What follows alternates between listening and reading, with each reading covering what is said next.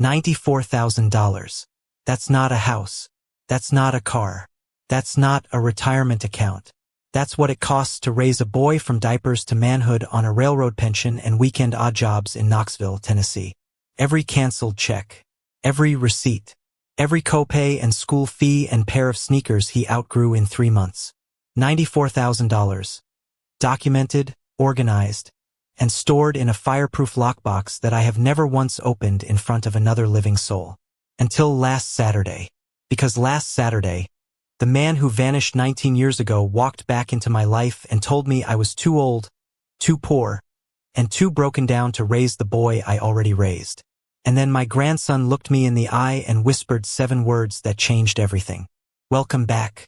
Grab your snacks, get comfortable, and remember, every quiet person has a story that could shake the room if they ever decided to tell it. We believe in patience, in dignity, and in the truth that always finds its moment. Subscribe so you never miss a story. My name is Harold Briggs. I'm 67 years old. I live in a 2-bedroom house on the east side of Knoxville, Tennessee. The same house I brought my daughter home to from the hospital. The same house where I taught my grandson to tie his shoes. I worked 31 years for Norfolk Southern Railway. Started as a track laborer at 22. Moved up to signal maintainer. Finished out my last decade as a bridge inspector crawling under trestles in the rain with a flashlight and a prayer. I retired at 63 with a pension that covers the mortgage, the electric bill, groceries, and not much else. But it covers them. Every month. On time. Without fail. I am not a wealthy man. I drive a 2004 Chevy Silverado with 237,000 miles on it. I still wear the same steel-toed boots I bought in 1998, resold twice, still good.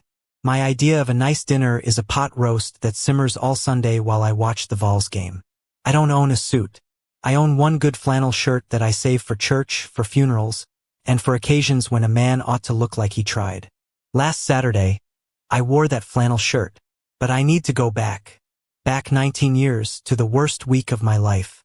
My daughter, Grace, passed away from a pulmonary embolism 6 days after Caleb was born. She was 24 years old. She had been healthy. She had been happy. She had been sitting up in bed eating strawberry ice cream and laughing about how Caleb had her nose. And then she was gone. Just gone. Like someone blew out a candle in a room with no windows. Her husband, Marcus Ellerby, stood at the funeral with his jaw tight and his hands in his pockets. He didn't cry. He didn't speak. He didn't hold Caleb. The morning after the burial, I drove to their apartment to bring over some formula and a box of diapers. The door was unlocked. The crib was in the living room. Caleb was in it. Alone, hungry, screaming. Marcus had vanished. No note. No phone call. No forwarding address. Just a 6-day-old baby in a cold apartment with an empty bottle on the floor. I picked up my grandson. I drove him home, and I didn't put him down for 19 years. The first 5 years were the hardest. I was 48 years old trying to figure out how to warm a bottle at 2 in the morning while still reporting to the rail yard by 6. My sister Eleanor, she's 4 years younger than me, lives over in Maryville. She helped some in the beginning. Brought over casseroles. Watched Caleb on the occasional Saturday so I could pick up overtime. She meant well. She always means well. But Eleanor has a habit I didn't know it yet would matter. She folds. Not laundry. Not paper. She folds under pressure. When our mother was dying and the doctors asked hard questions, Eleanor looked at the floor. When her own husband left her in '09 and the lawyer needed her to fight for the house, she signed everything away just to avoid the confrontation. Eleanor is a good woman with a gentle heart and absolutely no spine. I say that with love. But I say it with truth. I should have looked closer at that. But you don't audit your own sister's courage until the day you need it. Around the time Caleb turned 7, I got a letter. No return address. Postmarked from Charlotte, North Carolina. Inside was a single sheet of paper, a photocopy of Caleb's birth certificate with Marcus's name circled in red ink. Nothing else. No words. No explanation. I filed it away. Didn't mention it to anyone. That should have told me everything. 3 years later, another letter. Same handwriting on the envelope. This time from Atlanta. Inside, A printout of a North Carolina family court website, the section about parental rights and how abandonment doesn't automatically terminate them in every state. Again, no note. No signature. I put it in the lockbox with the first one. The signs were there. I just wasn't reading them. And then there was the phone call. Caleb was 14. A number I didn't recognize lit up my phone on a Tuesday evening. I answered. There was breathing on the other end. Slow, deliberate. And then a man's voice said, "How's my son?" I said, "Who is this?" The line went dead. When I checked the number later, it was a prepaid phone. Untraceable. Caleb was at the kitchen table doing his algebra homework. He looked up and said, "Who was that, Grandpa?" And I said, "Wrong number." Looking back, it wasn't a wrong number. It was a warning shot.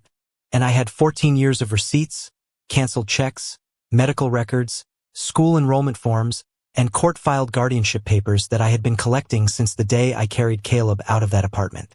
$94,000 worth of proof that I was the only parent that boy ever knew. That was the last time I would hear Marcus's voice, until last Saturday. Last Saturday, I got a text message from a number I didn't recognize. It said, "Harold, this is Marcus. I'd like to invite you and Caleb to dinner tonight. 6 p.m. I'll send the address. It's time we talked as a family." Caleb was in the kitchen pouring cereal. He's 19 now, tall, quiet, built like his mother, with her same thoughtful eyes. He's taking classes at Pellissippi State and working part-time at an auto parts store. He's a good kid. No, he's a good man. I made sure of that. I showed him the text. His face went pale. "You know about this?" I asked. He set the cereal box down slowly. "He found me on Instagram 3 months ago," Caleb said. "I didn't know how to tell you. That's on me.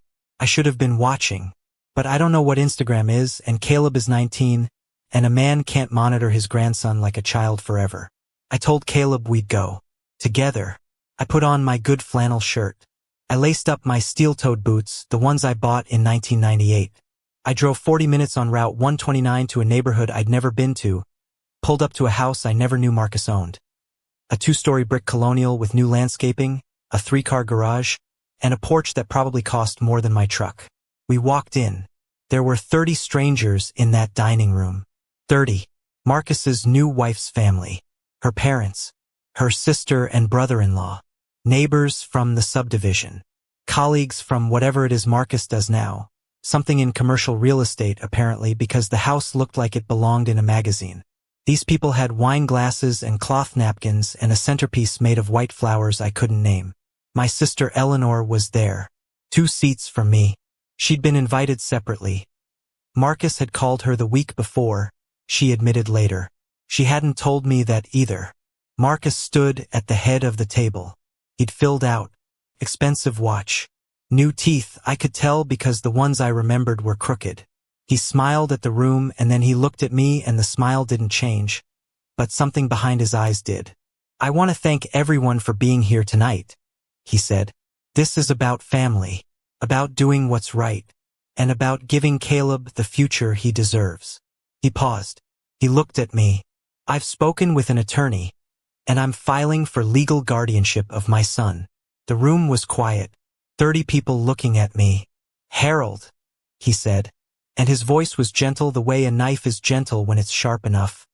"You did your best. Nobody's saying you didn't. But let's be honest. You're too old, too poor, and too broken down to give that boy a real future. He deserves stability, a real home, opportunities." He gestured around the room like the chandelier was his closing argument. I looked at Eleanor. She was 2 seats away.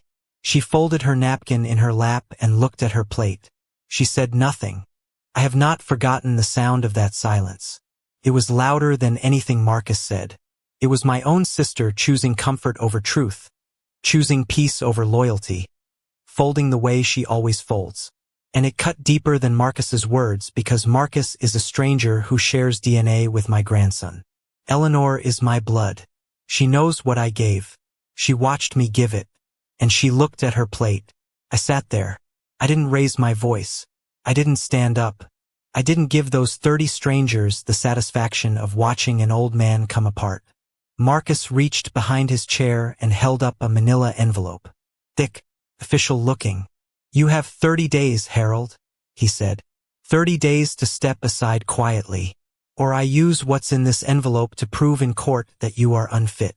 And then a door opened, the basement door, to the left of the dining room. And there was Caleb. He'd slipped away from the table at some point during Marcus's speech. He was pale as a sheet. His hands were shaking. He looked straight at me. Not at Marcus, not at Eleanor, not at any of the 30 strangers, and he whispered, "Grandpa, don't open that box." 7 words, barely audible, but I heard every one of them. I looked at my grandson. I looked at the fear in his eyes. I looked at the manila envelope in Marcus's hand. And something in me shifted, not broke, not cracked. Shifted, like tectonic plates. Slow. Permanent. I picked up the envelope. I stood up. I buttoned my flannel shirt.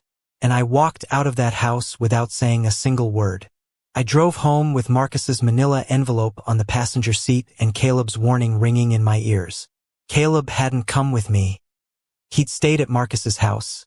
I don't know if by choice or by pressure, and that fact alone sat in my chest like a stone. But I know my grandson. I know that look. That wasn't the face of a boy choosing his father. That was the face of a boy who had seen something in that basement he couldn't unsee. Grandpa, don't open that box. Which box? Marcus's envelope? My lockbox? Something else entirely? The drive was 40 minutes back. I didn't turn on the radio. I didn't call Eleanor. I didn't call anyone. I just drove with both hands on the wheel and the streetlights sliding over the windshield like slow yellow thoughts. When I pulled into my driveway, I turned off the engine. I sat in the dark. The neighborhood was quiet. Just crickets and the hum of Mr. Patterson's porch light next door. I could see the back of my truck in the rearview mirror. I knew what was in the bed of that truck under the tonneau cover behind the spare tire jack. The fireproof lockbox. Gray steel. Combination lock. I bought it at a Lowe's in 2005 when Caleb was 5 years old and I realized that the stack of receipts and documents I was accumulating needed to be protected.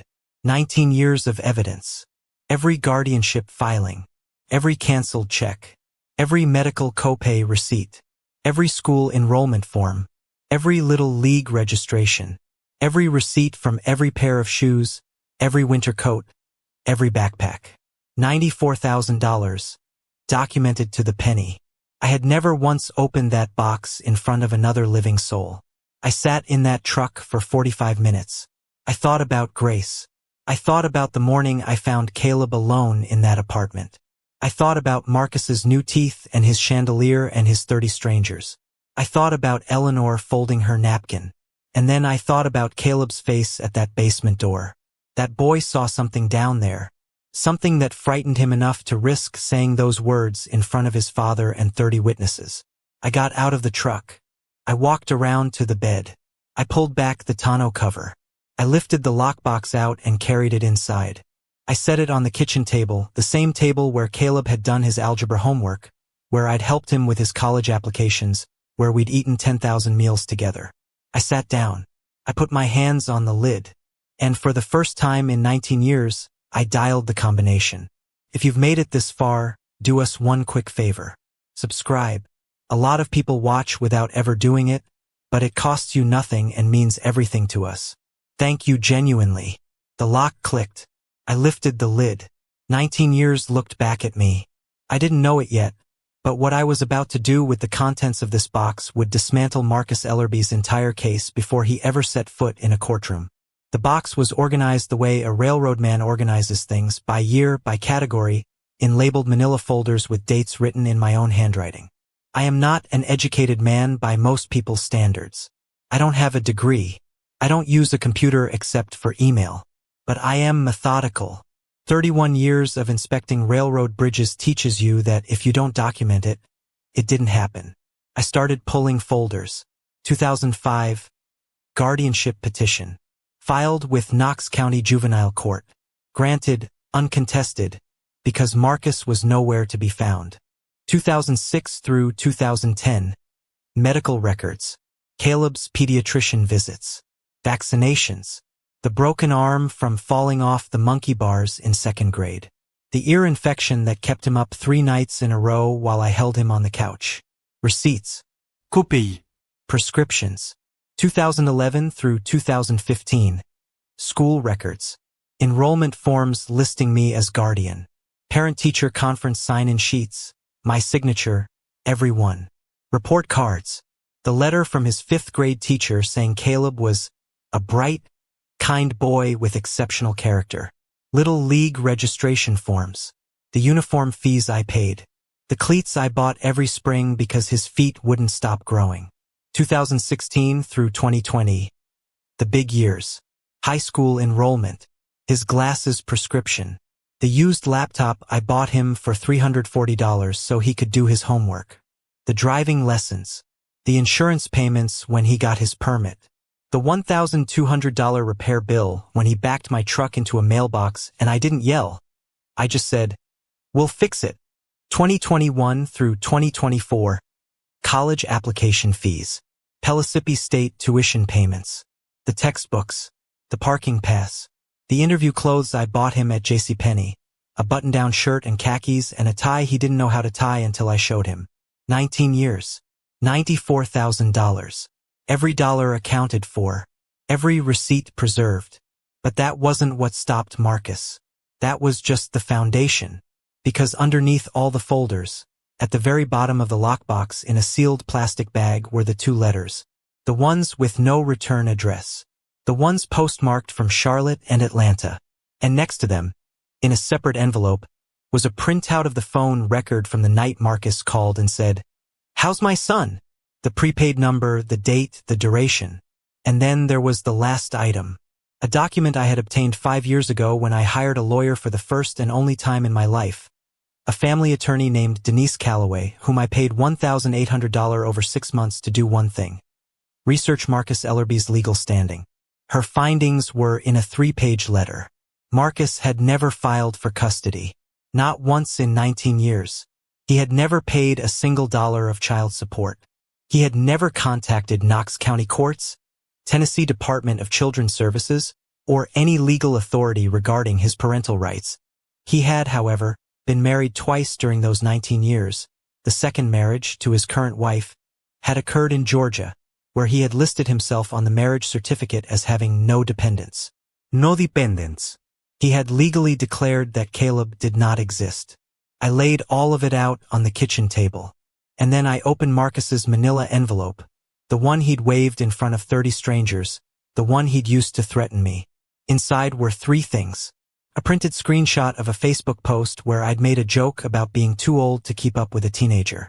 A photo of my house zoomed in on the peeling paint on the south side. And a letter from a private investigator stating that Harold Briggs appeared to live in modest circumstances inconsistent with providing adequate resources for a college-aged dependent. That was his case. A joke, some paint, and an opinion. I sat at that table until 2 in the morning. Then I picked up the phone and I called Denise Calloway. It went to voicemail. I said, "Denise, this is Harold Briggs. The man we talked about 5 years ago, he's back. I need you Monday morning. I have everything." Monday morning, I was in Denise's office at 8:15 a.m. with the lockbox, every folder, and Marcus's manila envelope. She spread it all out on her conference table. She read through it for 40 minutes without speaking. Then she looked up at me over her glasses and said, "Harold, this isn't just a defense. This is the whole case." She filed a preemptive motion with Knox County Family Court that afternoon. Not a response to Marcus's guardianship petition. He hadn't actually filed one yet, it turned out. He'd been bluffing.